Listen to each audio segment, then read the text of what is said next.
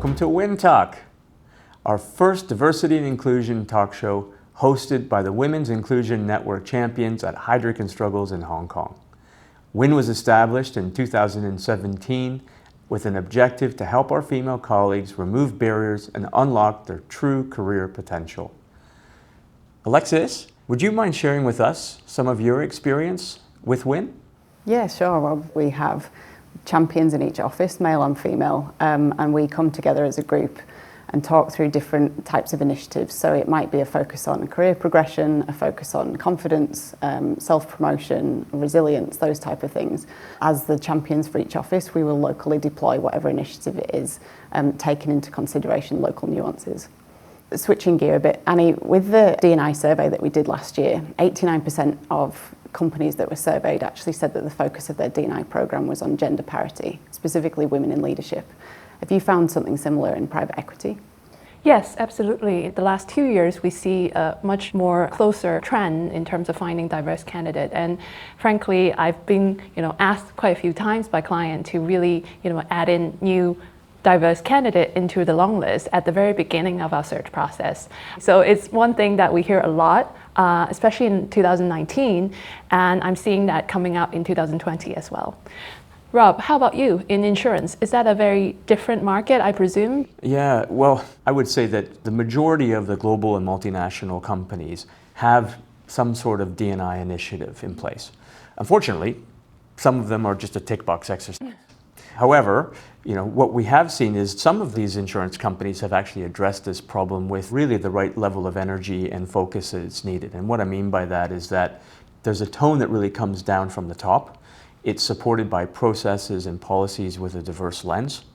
And the aim really is to make a fundamental transformation of their culture so that they're able to bring in more diverse ideas and really transform the industry to meet the consumer demands and also to attract the best talent.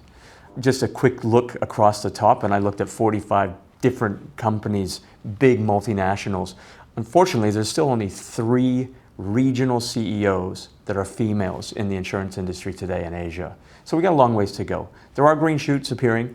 We do see a lot more diversity in terms of gender, age, out-of-sector talent, even just sort of diverse backgrounds of individuals, more at the operational and at the country levels.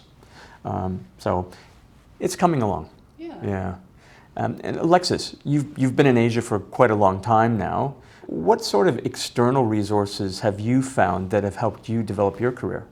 For me, I lived in Singapore for 5 years before moving to Hong Kong. One of the things that I was involved with is Lean In Circle. So it's introduced by Sheryl Sandberg under her book of the same name, which is around focusing on empowering women to lean into conversations and lean into leadership more generally. So the Lean In Circle, essentially a small support network. You talk through different issues, you learn together new skills, but there's content online which explains all of the meetings and how they should go. So I found it really helpful. Whilst in Hong Kong, I've joined this year the Women's Foundation mentoring program for women leaders. So the Women's Foundation is a not-for-profit here. There's 100 women from 100 different companies across Hong Kong, and it involves various things. So there's one-on-one mentoring, peer-to-peer mentoring, and group mentoring. But there's also a leadership curriculum, so it covers different topics such as resilience or having difficult conversations. So I found that really great just to meet various women across Hong Kong, but also to bring some initiatives back to Heidrick.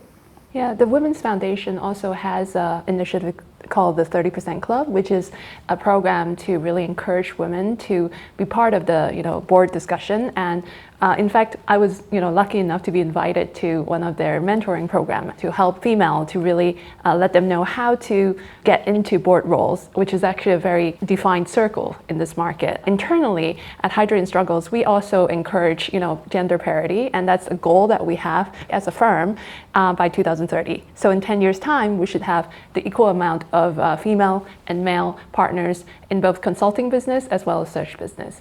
And speaking of that, one of the key initiatives is what we call AWE. It is a program that we design to really empower potential female leaders within the firm. One of the key person that actually led this initiative is called Madeline Fau, who is a very important figure in my career at Heidrick and Struggles and also to a lot of people. She's a very important mentor who really is passionate about the firm and know everything about the firm, and she really promotes women in leadership within Heidrick and Struggles. And Rob, you know her as well. Yeah, I was actually really lucky to have her as a mentor. So she helped sort of define my first year or so while I was here in the firm. Same.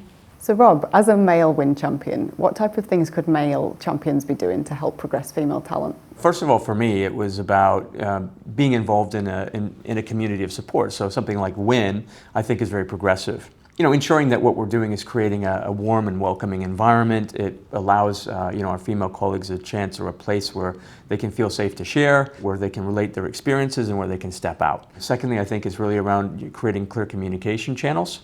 It's about making sure that we are encouraging female colleagues to try new things and try diverse experiences or work with other partners or being involved in different parts of the organization. And it's really about nurturing. And so it's not just about dropping the seed and hoping that it's going to grow, but I think we've got to continue to put the energy and focus on it that it needs. So Annie and Alexis, thank you very much. That's all the time that we have here on WIN Talk. Tune in next time.